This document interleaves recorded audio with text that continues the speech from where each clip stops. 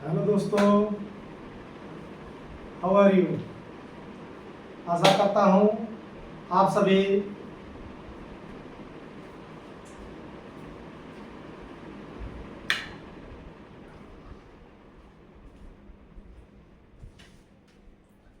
Hello दोस्तों, WhatsApp, आप सभी कैसे हैं। आशा करता हूँ आप सभी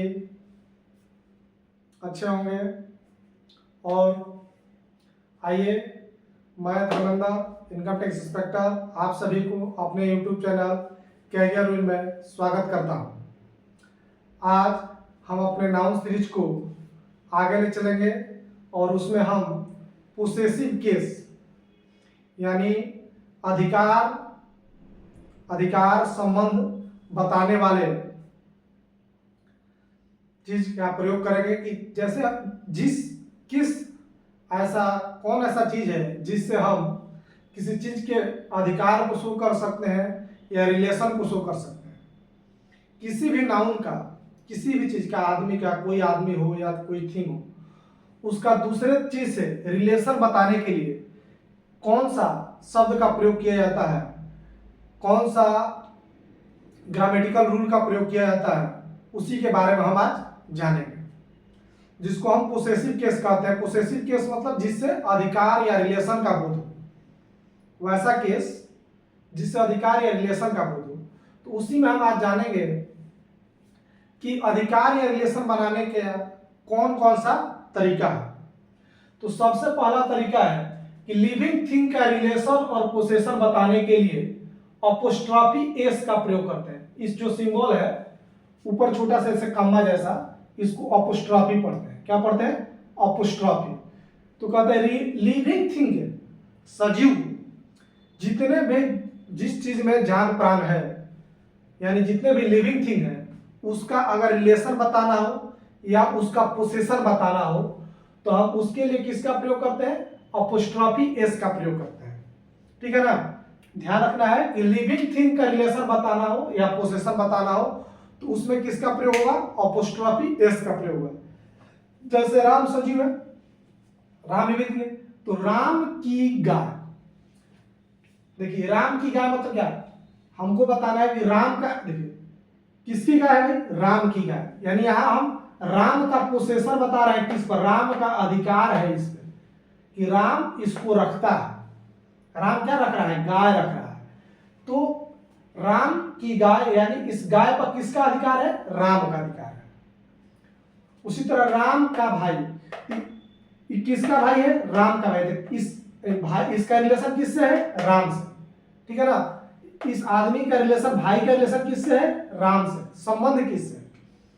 क्या तो रिलेशन बताएगा और नहीं तो क्या बताएगा? पोसेशन। राम का इस पर क्या है? अधिकार है। इस पर अधिकार है, पोसेशन है। पोसेशन माने अधिकार होता है। पोसेशन, ठीक है। पोजेशन बोलिए, पोसेशन। और इस पर इसका क्या है? रिलेशन, इसका संबंध है। राम का संबंध, संबंध बोलिए या अंग्रेजी में रिलेशन बोलिए। ठीक है ना। तो रिलेशन बताने के लिए या पोसेशन बताने के लिए हम किसका प्रयोग करते हैं? अपोस्ट्रॉफी एस का प्रयोग करते हैं। ठीक है ना।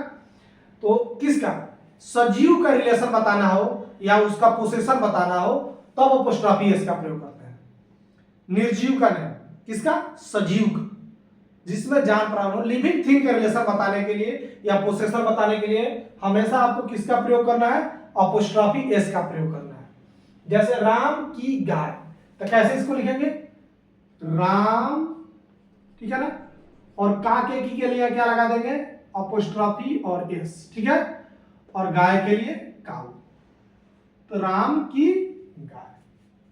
वैसे लिख रहा है राम का भाई, तो कैसे लिखेंगे? पहले इसको लिखेंगे राम और इसके का के लिए पोजीशन बताने के लिए क्या लिखेंगे? अपोस्ट्रॉफी एस और भाई के लिए ब्रदर। ठीक है। तो ध्यान देना है कि जब भी हमें किसी सजीव का रिलेशन या पोसेशन बताना हो तो हम किसका प्रयोग करेंगे? अपोस्ट्रॉफी एस का प्रयोग करेंगे। ठीक है ना।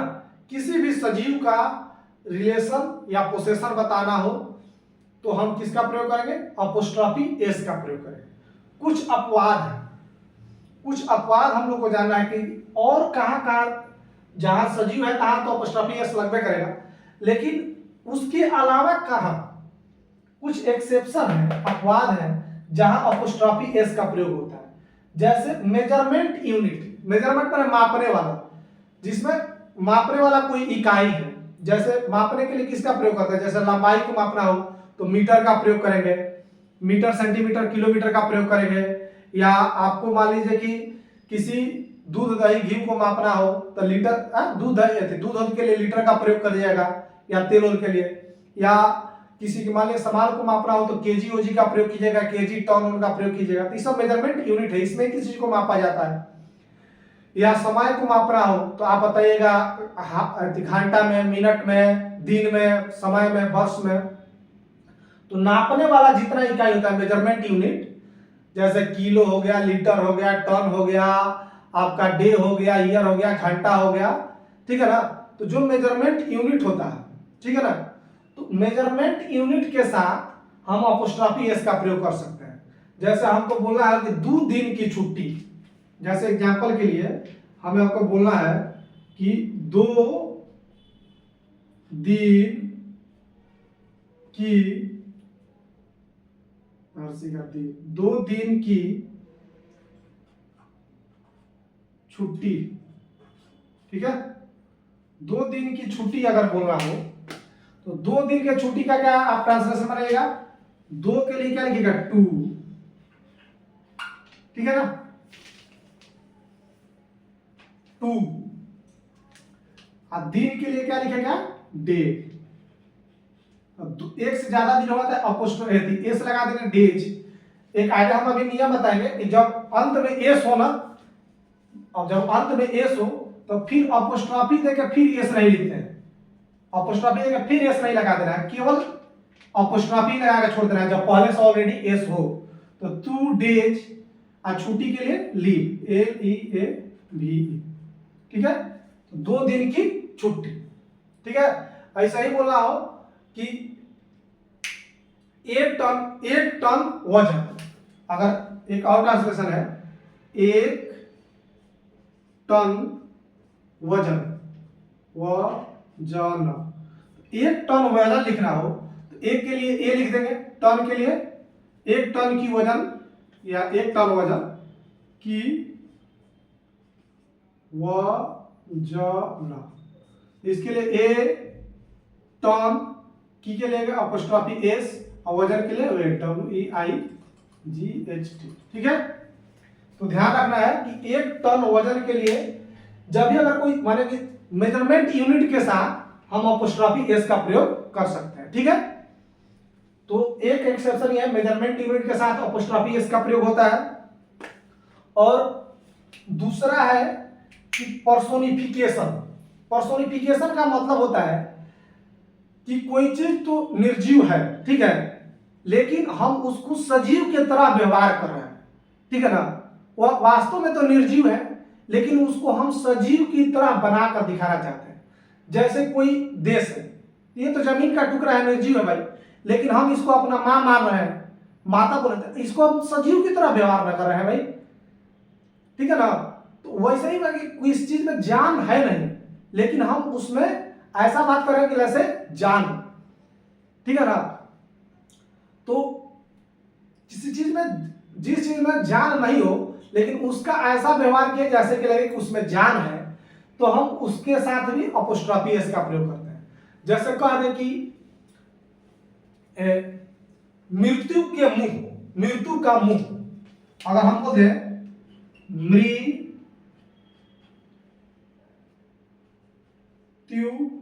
की मुंह, अगर मृत्यु का मुंह का बात करें तो मृत्यु, अच्छा बताइए, मुंह तो होता है किसी सजीव चीज का ना भाई, माउथ।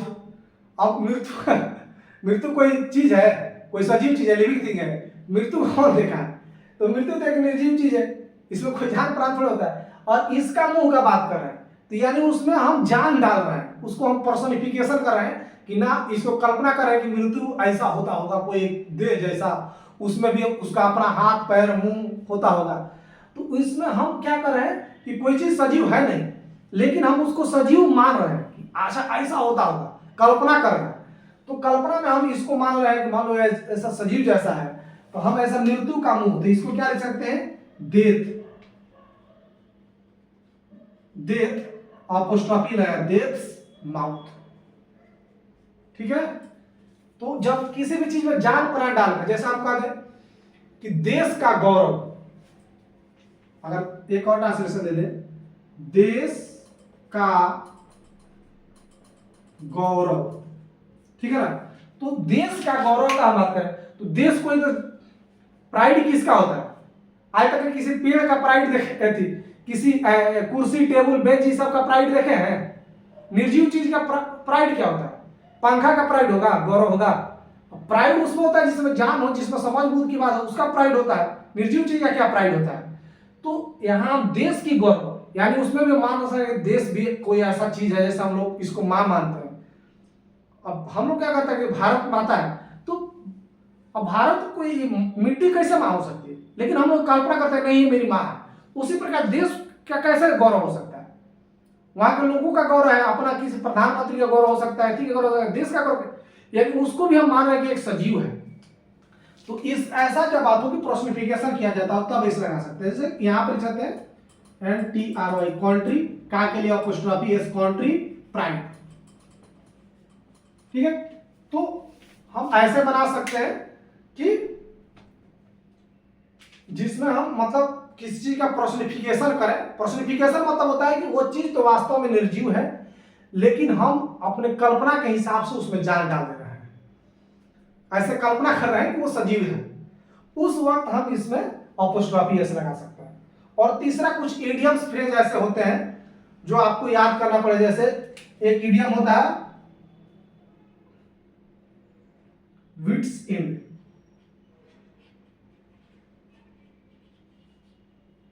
विट्स एंड मतलब जहां विट इंद हो जाए, बुद्धि का विट मतलब होता है बुद्धि, जहां बुद्धि का अंत हो जाए, यानी आदमी कंफ्यूज। विट्स एंड का मतलब होता है कंफ्यूजन। आदमी जब कंफ्यूज हो जाता है तो कहते हैं विट्स, विट्स वाला बुद्धि होता है, जहां बुद्धि का अंत हो जाए, यानी आदमी कंफ्यूज हो जाता है। या at a stone throw, at a stones through,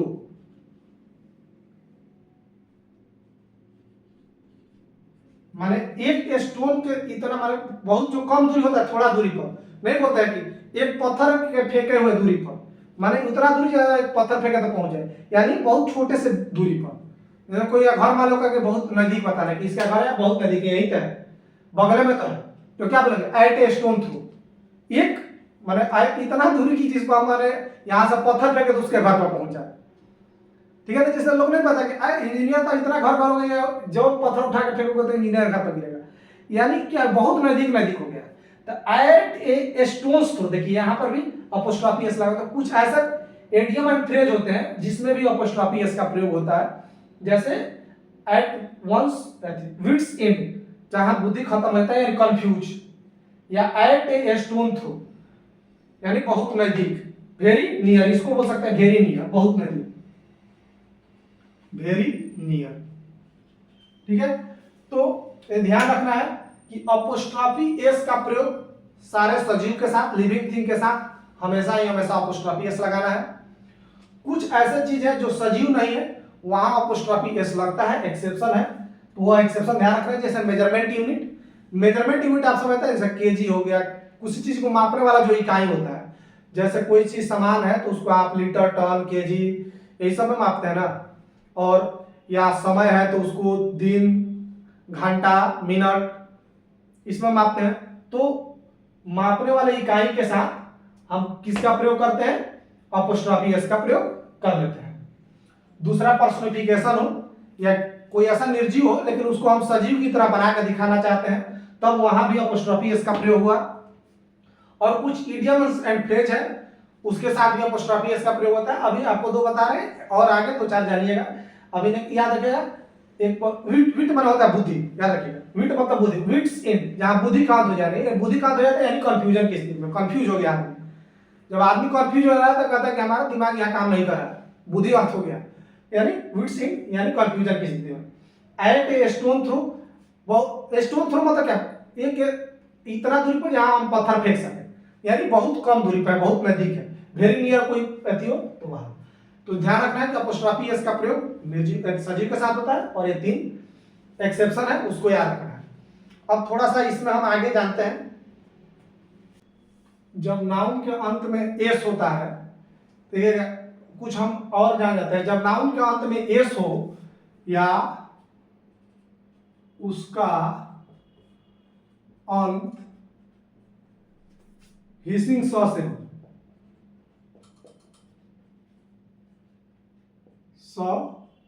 से हो, तो केवल अपोस्ट्रोफी, केवल इसको अपोस्ट्रोफी बोलते हैं,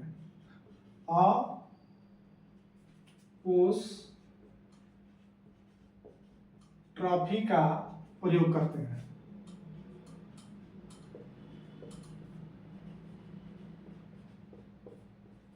ध्यान रखना कि जब नाउन के अंत में ऑलरेडी एस रहे या उसका अंत में अगर बोल रहे हैं तो स आ रहा है, हिसिंग स, थोड़ा सा सरसराहट की तरह स आ रहा है, तो उसमें आपको फिर से अपोस्ट्रोफी लगा के एस नहीं लगाना है, केवल अपोस्ट्रोफी ही लगा के छोड़ देना है। जैसे हम बोल रहे हैं, जैसे आप मान लीजिए कि है कोई कवि का नाम है किट्स, किट्स कवि का नाम है, और किट्स का पोएम का बात हो रहा है, ठीक है ना, तो ऑलरेडी इसमें एस है, ठीक है ना, तो ऑलरेडी एस है, तो इसका अगर पोएम लिखना हो तो किट्स के लिए CEATS, अब यहां पर फिर से अपोस्ट्रोफी देके एस नहीं लिख देना है। जब ऑलरेडी एस रहेगा ना तो अपोस्ट्रोफी देके फिर से एस नहीं लगा देना है, आपको केवल अपोस्ट्रोफी लगा देना है, तो का हो गया, आप पोएम के लिए पोएम लिख दिए, ठीक है। ऑलरेडी जब एस अंत में हो तो फिर से आपको अपोस्ट्रोफी लगा के एस नहीं लगाना है, केवल अपोस्ट्रोफी लगा के छोड़ देना है। या जैसे साउंड है जस्टिस,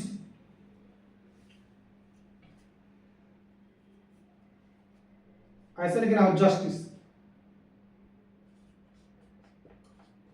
जस्टिस बोल रहे थे क्या, जस्टिस स आ रहा है, तो जस्टिस के नाम पर, जस्टिस शेख होता है के नाम पर, जस्टिस के नाम पर, तो देखिए यहां पर फिर आपको अपोस्ट्रोफी देखिए इस नहीं लिखाना है, केवल अपोस्ट्रोफी ही रहने देना है, ठीक है ना, ध्यान रखना। जस्टिस स आ रहा है ना, तो केवल आप, तो यह ध्यान रखना है कि जब ऑलरेडी अंत में एस लगा हो या उसके साउंड एस तो नहीं लगा हो लेकिन उसका साउंड का अंत में हिसिंग स आ रहा हो, तब फिर से अपोस्ट्रोफी लगा के एस नहीं लगाता, केवल अपोस्ट्रोफी लगाकर का मीनिंग निकल जाएगा, ठीक है।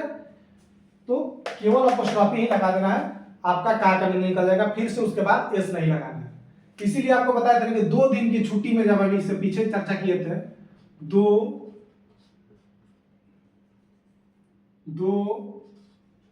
दिनों की छुट्टी, 2 दिनों की छुट्टी बोले थे, तो 2 क्या होगा, 2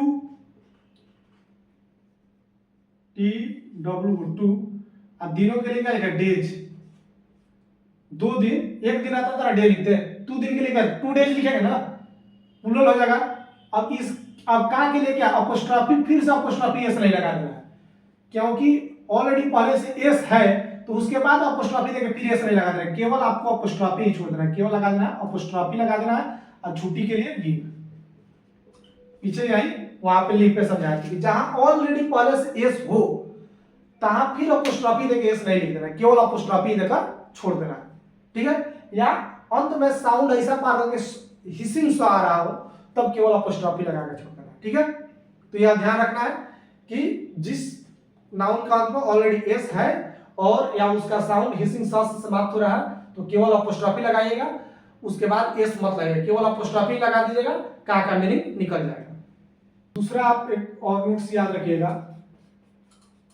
कि जब कंपाउंड नाउन हो तो कंपाउंड नाउन में का बोध करने के लिए अंतिम वाले शब्द में अपोस्ट्रोफी एस लगाना है, कहीं बीच में नहीं लगा देना। कंपाउंड नाउन के अंतिम वाले शब्द में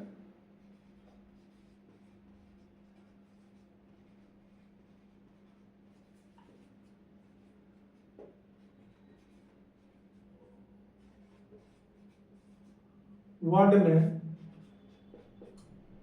अपोस्ट्रोफी एस का प्रयोग करते हैं।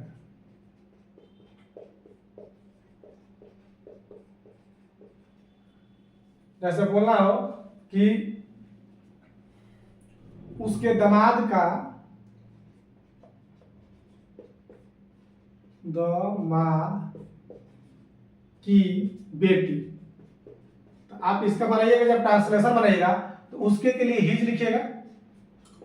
दामाद का मीनिंग क्या होता है? Son in law, son in law. अब देखिए यहां पर क्या करता है, कॉमन ईयर में क्या करता है, यहीं पर अपोस्ट्रोफी एस लगाता है। अब अंतिम में लगाना है अपोस्ट्रोफी एस, उसके पहले दामाद लिखना है, दामाद में सन इन लॉ, फिर अपोस्ट्रोफी एस लगाना है। अब बेटी के डॉटर क्या करेगा ना, देखिए कॉमन ईयर में क्या करेगा, ये ऐसे दे देता है हिज सन से, ऐसा कर यहां लगा देगा इन लॉ डॉटर, ये गलत हो जाएगा, ये गलत हो जाएगा क्योंकि ये क्या है, गलत हो जाएगा, ठीक है ना, ये सही है। आपको अगर कंपाउंड नाउन में समझ रहे हैं कि जब दो या दो से अधिक नाउन एक साथ जुड़ जाए, यानी दो तीन नाउन एक साथ रहे तो उसको कंपाउंड नाउन। यहाँ पर दो तीन वर्ड एक साथ है ना, सब दामाद का तो सब इन लॉ, तो अब पहला वाला पे नहीं लगा देना, पूरा आगे लिख देना, उसके बाद अपोस्ट्रोफी देके लगाना है, ठीक है ना। तो जब ऐसा दो तीन वो एक साथ जुड़ा रहा है तो जो अंतिम वाला रहेगा उसके साथ अपोस्ट्रोफी एस लगाना है, ठीक है। कहीं बीच में लगा देगा जैसे तो गड़बड़ हो जाएगा, ये गलत हो जाएगा, बीच में नहीं लगाना, जब अंतिम वाला लगाना है ध्यान रखना है, ठीक है। और एक और नोट्स याद रखिएगा कि दो लगातार बार अपोस्ट्रोफी एस का प्रयोग नहीं हो सकता है, लगातार दो बार अपोस्ट्रोफी एस का प्रयोग नहीं हो सकता है। लगातार दो बार अपोस्ट्रोफी एस का प्रयोग नहीं होता है। यह बात ध्यान रखिएगा कि लगातार दो बार अपोस्ट्रोफी एस का प्रयोग नहीं करना है। ये भूल कर भी कहीं लगातार दो बार अपोस्ट्रोफी एस दिखाई दे जाए, समझिए गलती है। लगातार दो बार अपोस्ट्रोफी एस का प्रयोग नहीं हो सकता। जैसे मैंने कहा कि मेरे दोस्त के भाई की बहन, जैसे बोल दे रहे हैं मेरे दोस्त के, मेरे दोस्त की, मेरे दोस्त का भाई की बहन। अगर इसका ट्रांसलेशन बना होता ऐसे डायरेक्ट नहीं बना देना, मेरे दोस्त लिख दिए माई फ्रेंड, FRIEND फ्रेंड, ठीक है। अब वो अपोस्ट्रोफी देके एस लगा दिए का के लिए, मेरे दोस्त का, देखिए मेरे दोस्त का के लिए अपोस्ट्रोफी एस लगा दिए, भाई के लिए ब्रदर, फिर का के लिए अपोस्ट्रोफी एस लगा दिए, और फिर बहन के लिए सिस्टर। ये गलत हो जाएगा। लगातार दो बार अपोस्ट्रोफी एस दिखा दिया ना, ये गलत हो जाएगा, ऐसा नहीं बनाना। जब लगातार दो बार अपोस्ट्रोफी एस दिखा जाए तो पहले अंत वाले को ऑफ से लिख देना है, ठीक है ना। इसको ऐसे लिखना है कि सिस्टर ऑफ, ठीक है ना, सिस्टर ऑफ माई, इसको लिखा माई फ्रेंड्स ब्रदर, ठीक है ना। द सिस्टर ऑफ लगा दीजिए। जब ऐसे देखिए, जब ऐसा लगातार दो बार ऐसा है ना, तो क्या कीजिए, एक को ऑफ से बना लीजिएगा, अब दूसरा वाला में अपोस्ट्रोफी एस लगा दीजिएगा। ऑफ से बनाने में जानते हो उल्टा होता है, पहले इधर के लिए बहन के लिए लिखा सिस्टर, फिर ऑफ लगा दीजिए, उसके बाद इसको अपोस्ट्रोफी से बना दीजिएगा, मेरे दोस्त की भाई, मेरे दोस्त का भाई। तो यह ध्यान रखना है कि दो चीजें, कि कंपाउंड नाउन हो, जब दो या दो से अधिक नाउन एक साथ हो तो उसमें का अपोस्ट्रोफी एस अंतिम वाले नाउन के साथ लगता है। और दूसरा कि लगातार 2 बार अपोस्ट्रोफी एस का प्रयोग नहीं करना है, ठीक है ना। लगातार 2 बार कहीं अपोस्ट्रोफी एस दिखाई देता गलती है, उसको क्या करना है, एक बार ऑफ से बना लेना है, दूसरे बार अपोस्ट्रोफी लगा दीजिए, ठीक है। तो लगातार 2 बार नहीं रहना चाहिए, ठीक है। तो यह बात ध्यान रखना चाहिए कि लगातार 2 बार अपोस्ट्रोफी का प्रयोग नहीं होगा, ठीक है। जब कॉमन पोसेशन का बात हो, कॉमन पोसेशन, एक होता है कॉमन पोसेशन, एक सेपरेट।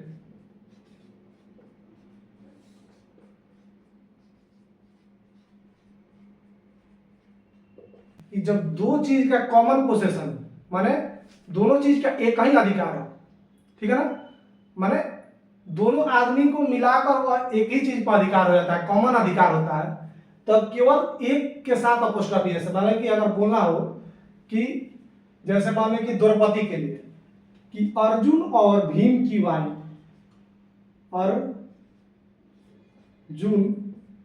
और भीम की पत्नी,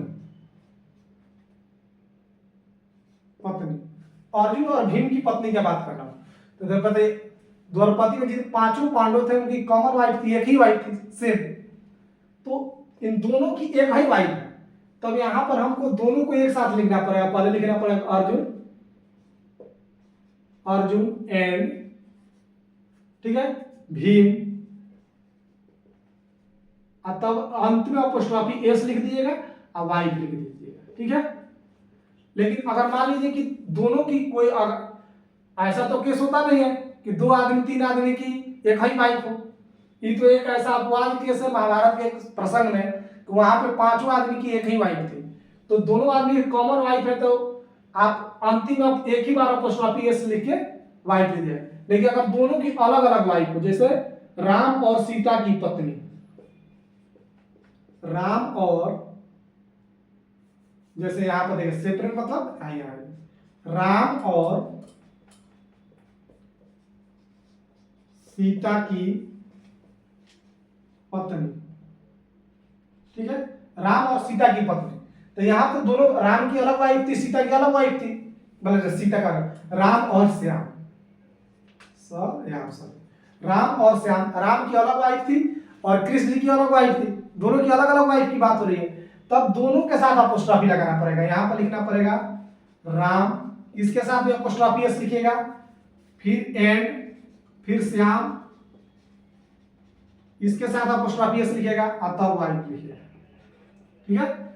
तो जब दोनों की अलग अलग पोसेशन का बात हो तो दोनों में देखिए यहां अलग अलग, इस पत्नी पर दोनों का अलग अलग, इसकी पत्नी अलग है और इसकी पत्नी अलग है, तो यहां सेपरेट पोसेशन की बात हो रहा है, सेपरेट रिलेशन की बात हो रहा है, सेपरेट पोसेशन या सेपरेट रिलेशन, दोनों की अलग अलग बात हो रही है। राम की अलग पत्नी है, श्याम की अलग पत्नी है, तब अलग अलग अपोस्ट्रोफी एस लगाना पड़ेगा, 2 बार लगाना पड़ेगा। आज जब दोनों की एक ही हो जाए, कॉमन हो जाए, इसका भी यही पत्नी है और इसका भी यही पत्नी है, तब एक ही बार लगाना है। जब दोनों के मिला के एक हो जाए तो आप एक बार लगाइए, और जब दोनों का अलग अलग हो तो अलग अलग लगाइए। जैसे एक मान लीजिए यहाँ पर ट्रांसलेशन लिखा हुआ है कि मान लीजिए वर्ड लिखा है, इसका समझिए मतलब, जैसे इंडिया एंड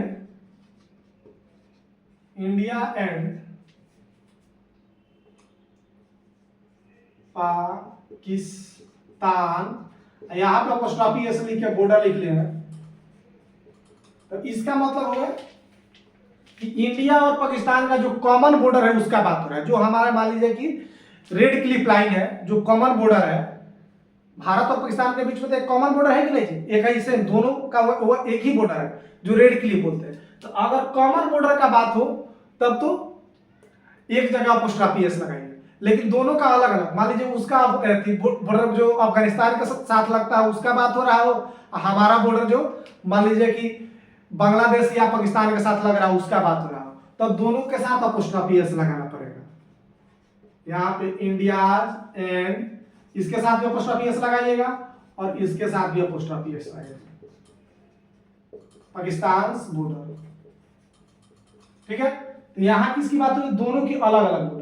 हमारा मान लीजिए कुछ और बॉर्डर, हमारा बॉर्डर दूसरा है अगर, और पाकिस्तान का दूसरा बॉर्डर की बात हो रहा है, कॉमन बॉर्डर का बात नहीं हो रहा, तो दोनों के साथ अलग अलग अपोस्ट्रोफी एस लगाना है। और एक ही अगर बॉर्डर का बात हो रहा है, सेम बॉर्डर है दोनों के लिए, पाकिस्तान के लिए भी वही बॉर्डर है जो इंडिया के लिए है। जैसे रेड क्लिफ है, रेड क्लिफ लाइन जो हम लोग के बीचों बीच गुजरता है गुजरात से लेकर पूरा जम्मू कश्मीर तक, तो दोनों के लिए एक ही है, तो वहां पे केवल एक ही जगह अपोस्ट्रोफी एस लगाना है। लेकिन अगर उसका कोई जो अफगानिस्तान के साथ बॉर्डर लग रहा है उसका बात हो रहा हो, हमारा जो पाकिस्तान के साथ लग रहा हो उसका बात हो रहा हो, या हमारा जो नेपाल के साथ बांग्लादेश के साथ लग रहा है उसका बात हो रहा हो, तो दोनों के अलग अलग बॉर्डर का बात हो रहा है, तो दोनों जगह अलग अलग लगाना है। जैसे एक कॉमन आपको चिन्ह में आ जाएगा, जैसे हम बोल दिए कि इंडिया एंड पाकिस्तान पीपल, अगर ऐसे लिखते इंडिया एंड पाकिस्तान, यहाँ पर खाली एक जगह अपोस्ट्रोफी एस लगाए और पीपल, ये ट्रांसलेशन सही है कि गलत है बताइए। इंडिया और पाकिस्तान के पीपल, इस ये कहीं लोग बताइए, वो भारत के भी हो सकते हैं और पाकिस्तान के भी हो सकते हैं। ऐसा तो दोहरी नागरिकता का बात हमारे देश में है नहीं कि एक ही नागरिक भारत का भी नागरिक हो और पाकिस्तान का भी नागरिक हो। सेम नागरिक भारत और पाकिस्तान दोनों का हो सकता है? नहीं हो सकता है। तब यहां पर आपको दो जगह अपोस्ट्रोफी लगाना है, यहां पर भी अपोस्ट्रोफी ऐसे लिखना पड़ेगा इंडिया, ठीक है, इसको ऐसे लिखना पड़ेगा इंडिया, इंडिया, यहां पर भी अपोस्ट्रोफी एस लगाना पड़ेगा, एंड पाकिस्तान पीपल, ठीक है। तो जब दोनों का, इस इंडिया के लोग अलग होंगे, पाकिस्तान के लोग अलग होंगे, हो नहीं सकते, एक थोड़ा हो सकता है। भारत में दोहरी नागरिकता चलवे नहीं करती है। जैसे आप इंडिया के लोग होंगे तैसे आप पाकिस्तान के लोग नहीं हो सकते हैं, जैसे आप पाकिस्तान के होंगे आपको इंडिया अपना नागरिकता नहीं देगा। कि आप दोनों के अलग अलग लोगों की बात हो रही है तो दोनों जगह लगाना पड़ेगा। अगर एक के हो जाता है कि ना भाई हम इंडिया के नागरिक हो सकते हैं और पाकिस्तानों के नागरिक हो सकते हैं, जैसे पाकिस्तान में दोहरी नागरिकता है तो वहां पर हो सकता है कि अमेरिका एंड पाकिस्तान पीपल, कैसे कोई ऐसा लोग हो सकता है जो अमेरिका का भी नागरिक हो पाकिस्तान का भी नागरिक हो। तो जहां दोहरी नागरिकता चलती हो, एक ही आदमी दोनों जगह के नागरिक हो जाता है, हाँ बात सही हो सकता है, लेकिन हमारे देश के कंडीशन ऐसा नहीं है, तो एक जगह लगाने पर गलती हो जाएगा, दोनों जगह लगाना पड़ेगा। ठीक है दोस्तों, तो आज के लिए खत्म करते हैं। सेपरेट समझ में आ गया। कॉमन प्रोसेसर, कॉमन प्रोसेसर आएगा, दोनों मिलकर एक ही प्रोसेसर बताएगा तो मात्र एक जगह रखिएगा, और दोनों अलग अलग बताएगा तो दोनों अलग अलग रखिएगा। ठीक है, तो आज के लिए इसी बात को हम खत्म करते हैं। आपका जो पोसेसिव अपोस्ट्रोफी एस वाला कहानी खत्म हो गया। सजीव के साथ लगाना है और पूरा सजीव के साथ ही, और निर्जीव के साथ ऑफ से लगता है। ठीक है ना, निर्जीव के साथ जब प्रोसेसर बताना हो तो वहां ऑफ लगता है। ठीक है, तो हमारा ये जो अपोस्ट्रोफी एस का काम खत्म हुआ, और आप जो भी क्वेश्चन आएगा देखिएगा आप इस बात पर आराम से बना लीजिएगा। तो थैंक यू दोस्तों, मिलते हैं हम नेक्स्ट क्लासेस में। और यदि आप मेरा काम आपको पसंद आ रहा है तो मेरा चैनल को सब्सक्राइब कीजिए, वीडियो को ज़्यादा से ज़्यादा शेयर कीजिए, लाइक कीजिए। Thank you.